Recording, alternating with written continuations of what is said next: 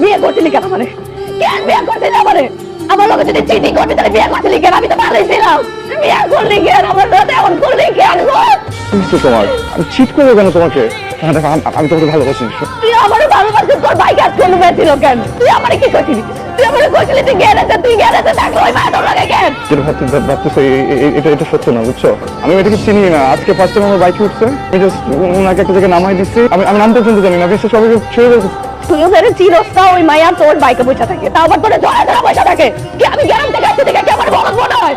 আমি এখনই আমার বাবার কাছে প্লিজ যাও, কথা কি চলো প্লিজ। আমি বলতেছি আমি তোমাকে বলছিলাম না যে শেয়ার থেকে আমার টাকা আছে। মিথ্যা কথা। আমার বাবার যে কার্ডটা আমার কাছে আছে ওইটা বাবা বন্ধ করে দিয়েছে অনেক আগে। আমার কাছে কোনো টাকাই ছিল না। পরে আমি আমার বাইকটা নিয়ে এত বাইক চালাই, প্যাসেঞ্জারের কাছ থেকে টাকা জমাই। এই যে মেয়েটাকে দেখছো, ও আমার প্যাসেঞ্জারই ছিল। দেখো আমি অনেকবার চাইছি তোমাকে বলি, কিন্তু তোমাকে বলি আমার মনে হচ্ছে তোমার কষ্ট পাবা না। তুমি যদি শুনো যে আমি বাইককে রাইড করে বেড়াই, তোমার অনেক খারাপ লাগবে। অনেক ভালোবাসো না আমাকে? পৃথিবীর সব মেজারমেন্ট টেপ শেষ হয়ে যাবে আমার ভালোবাসা যদি মাপতে যায়। কিরে দোস্ত, মুড অফ কেন? রাফসানের সাথে কোনো ঝামেলা হচ্ছে? আমি আর রাফসানের ভুল বলছিলাম রে। ও আসলে রাইড শেয়ার করতেছে। চিন্তা কর, এই ছেলেটা এত কষ্ট করতেছে, ওর জীবনে কখনো কোনো কিছু কমতি ছিল না, আর এখন দিন রাত পরিশ্রম করতেছে শুধুমাত্র আমার লেগে, আমাদের সংসারটা লেগে। গ্রামে থাকলেও মনে কর পোলাপান করে গান টান শিখে কিছু টাকা আর্ন করতে পারতাম। এখানে কি করবো? সন্ধ্যার সময় তুই একটু রেডি হয়ে আসিস তো, তোকে নিয়ে একটা জায়গায় যাবো। কই যাবো? আমার উপর আস্থা রাখ। এখানে তো মাত্র গান শোনার জন্য কত লোক আসছে। আমি এখানে আসছি রাফসানকে একটু ফিনান্সিয়ালি হেল্প করার জন্য, অতটুকু করতে পারলি নিতে। আর তুই জানতো আমি এখানে আসছি, রাফসান যদি জানতে পারে আমার মাইয়া ফেলি। এটা তোমার জন্য এতটাও করে পেয়েছো? ওই যে গান গান দাদিরা আমি আগে গান শুনতে কই নাই তোমার কখনো? দাদি ফোন করছিল, ফোন করে গান শুনতে চাইছিল, পরে গান শুনেছি। এরপরে তোমার সাথে জিজ্ঞেসছিল আমার কোন দিক ডাইলো, কোন দিকটা গেল, কিছু তো টের পেলাম না। যা কাজ কর, আমি তোর কিছু টাকা পাঠাই, তুই জামাইয়ের একটা শার্ট কিনে দিস সুন্দর। রাফসান ম্যাডাম কই আপনি? ভার্সিটি তো শেষ হলো মাত্র, আমার আসতে একটু দেরি হয়ে যাবে। আমি ঠিক করবো না তোমাকে। না না, তোমার আসা লাগবে না, তোকে নিতে আসতে চেয়েছিল। হ্যাঁ, কোনদিন জানি ধরা খাই। হ্যালো, কে? তানহা, কে বলছেন? ভাই ফোনটা জরুরি। কোথায়? উনি বারে গান গাচ্ছে। কোথায় গান করতেছে? বারে গান গাচ্ছে। প্রবলেম কি তোমার? বড় ভুল করে ফেলছো না? বিয়ে করা এখন ঠিক হয় না একদম। বিয়ে করে ঠিক হয়েছে, ভুল মানুষকে করে ফেলছো, তাই না? আর আমি তো অযোগ্য, আমি তো বলতে রাখতে জানি না, কিচ্ছু দিতে পারি না, আমার শুধু টাকা নেই। এই জন্য আসছি এখানে। কথা বলতেছো না কেন? করতে চেয়েছিলাম। মাতার মানুষদের সামনে দাঁড়াতে গান দিয়ে আমি হেল্প করতে চাই, কি কিছু কথা বলতেছো না কেন?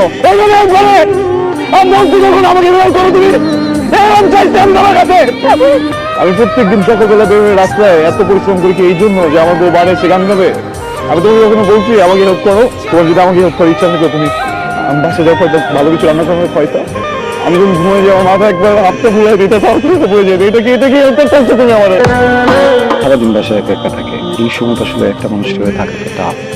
আমি গত পরশু দিন বাসায় এসে দেখি আনকনসিয়াস হয়ে পড়ে আছে। ভালো একবার আমার যদি আজকে কিলে ছুঁতো, এখন একা একা ঠিক হবে না। বুঝতেছো সবকিছু।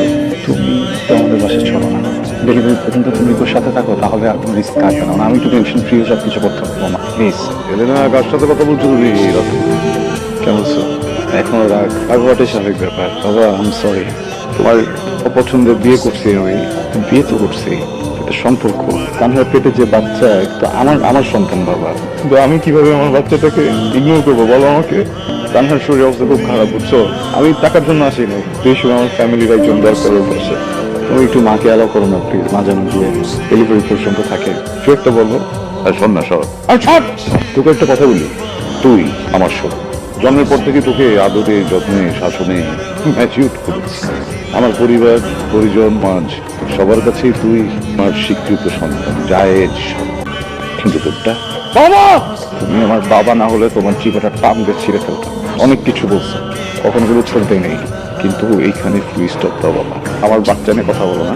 আজকের পর থেকে তুমিও আমার জন্য মরে গেছো, আর তুমি যদি আমার চোখের সামনেও মারা যাও, আমি কিন্তু তোমার লাশ ধরেও দেখতে পাবো না। আর চলো ওঠো। মানুষ মানুষে বিয়ে করে কত কিছু দেয়, আমি তোমাকে কষ্ট ছাড়া কিছু দিতে পারলাম। পারলে আমাকে মাফ করে দিও। তুমি আমার কোনো কষ্টই দাও না। তোমাকে বাবুকে তো একা রেখে আমি বেরোতে পারবো না। একটা কাজ করি, তোমাকে বাবুকে তোমাদের বাড়িতে রেখে আসি কিছুদিনের জন্য। আমি বাড়িতে গেলে তুমিও যাও আমার সাথে। বাবু যখন পৃথিবীতে আসবে তখন কতগুলো টাকা লাগবে না, বিএম থেকে কাজ করতে হবে না? কেমন আছেন আপনি? আমি বুঝতেছি আপনি এখন আমার উপর রাগ করে আছেন। কি করে বলেন, প্রথমবার বাবা হলাম তো সবকিছু গোছাতে একটু সময় লেগে গেল। তুমি এখান থেকে চলে যাও। বুঝলাম না বাবা। যত তাড়াতাড়ি করো তুমি এখান থেকে চলে যাও।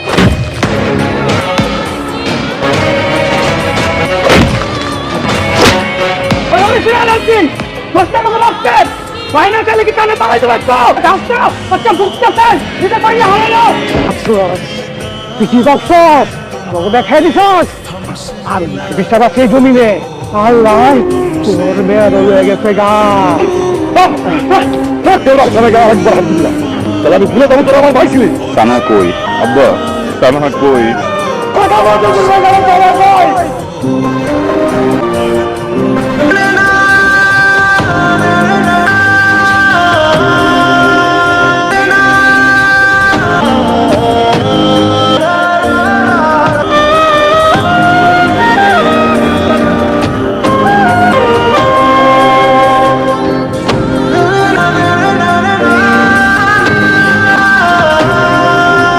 আমি অনেক চেষ্টা করছি কিন্তু কোনোভাবেই বাজাতে পারিনি। ডাক্তার বলছে বাবা অবস্থা পুষ্টির অবস্থা। আমি তোমার বলতে পারবো না আমার মেয়ে বেঁচে গেছে।